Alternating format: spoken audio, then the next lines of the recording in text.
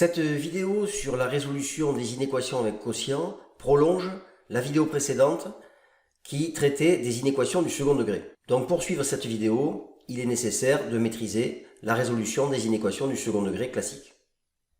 Alors ici on va rajouter une règle par rapport à ce qu'on sait déjà, c'est-à-dire que le quotient de deux nombres réels de même signe est positif et que le quotient de deux réels de signe contraire est négatif. Donc autrement dit, ça marche exactement comme pour le produit de réels. Alors on va voir sur un exemple la méthode de résolution générale d'une inéquation avec quotient. Donc par exemple, résolvons une inéquation x plus 1 sur x plus 2 inférieur strictement à x moins 1 sur x moins 2 de grand R. La première étape, c'est comme lorsqu'on résout des équations avec quotient, c'est-à-dire il faut traiter les valeurs interdites. Ces valeurs interdites, elles proviennent des dénominateurs des fractions qui doivent être différents de 0. Donc ici, x plus 2 égale 0 va générer une valeur interdite et x moins 2 égale 0 va générer une deuxième valeur interdite. On résout ces deux équations du premier degré à une inconnue de façon classique et on obtient nos deux valeurs interdites, x égale moins 2 et x égale 2. Ces valeurs devront être exclues de l'ensemble des solutions.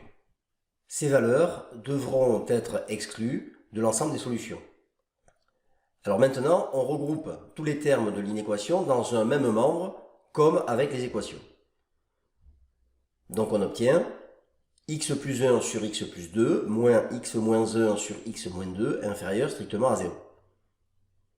Ensuite, on continue à faire comme avec les équations avec quotient, c'est-à-dire qu'il faut tout mettre sur le même dénominateur.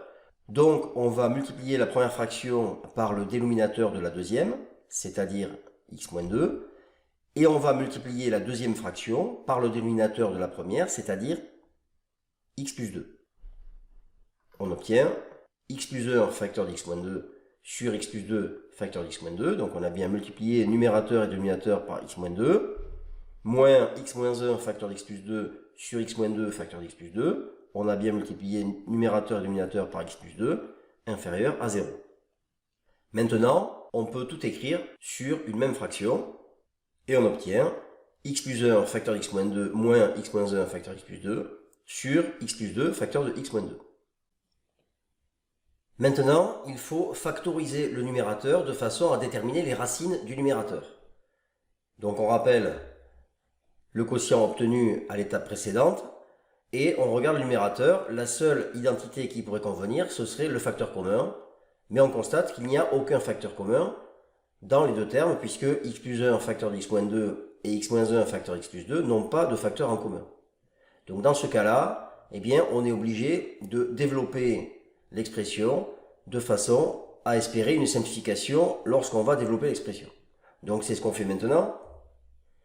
Donc on obtient x carré plus x moins 2x moins 2 pour le premier morceau, moins le deuxième morceau, x carré moins x plus 2x moins 2. On distribue le moins dans la parenthèse, et on obtient x au carré plus x moins 2x moins 2, moins x au carré plus x moins 2x plus 2. On peut maintenant réduire, et on obtient finalement moins 2x sur x plus 2 facteur de x moins 2. Donc on a bien une simplification qui s'est opérée, et maintenant on peut déterminer facilement les racines du numérateur. Attention, en général, développer, c'est ce qu'on fait en dernier ressort, puisque très souvent, ce n'est pas la bonne solution. Il faut d'abord être sûr qu'on ne peut pas factoriser. Donc maintenant, on détermine la racine du numérateur. Donc 2x égale 0, c'est équivalent à x égale 0. Alors ici, attention, parce qu'on a également très souvent ici des erreurs sur ce genre de calcul. Je rappelle que l'étape intermédiaire, c'est de multiplier par l'inverse de moins 2 de chaque côté de l'égalité. C'est-à-dire qu'on obtient moins 1 sur 2 fois moins 2x égale 0 fois moins 1 sur 2. Et donc ça fait bien x égale 0.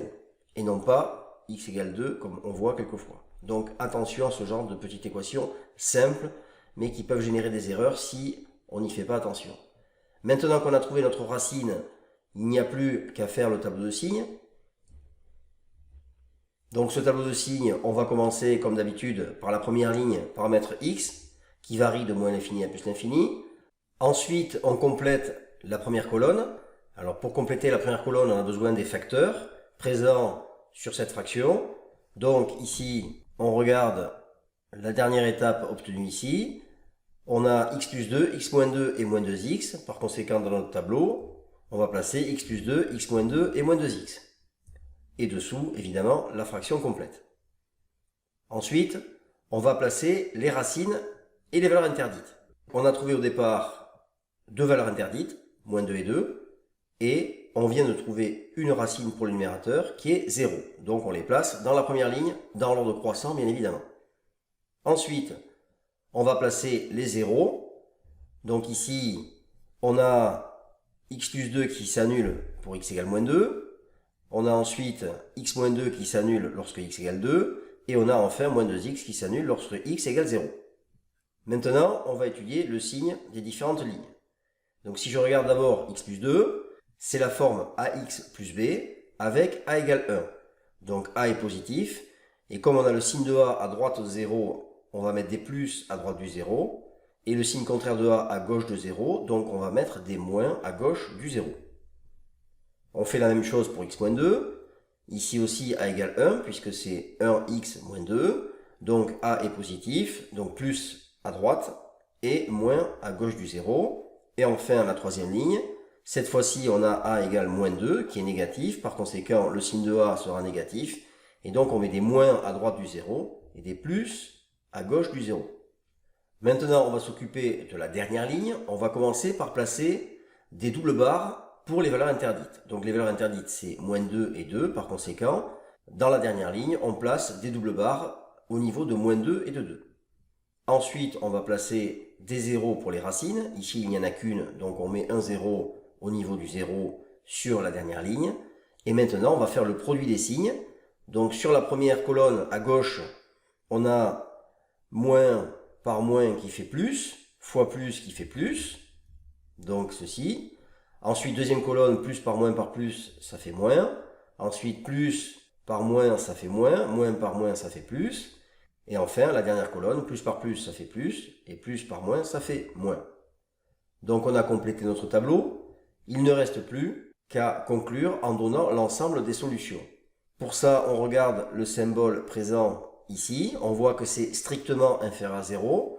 Donc on veut la partie du tableau où le quotient est négatif, c'est-à-dire ici et ici. Et évidemment, on ne veut pas les zéros. Donc on va ouvrir l'intervalle des solutions.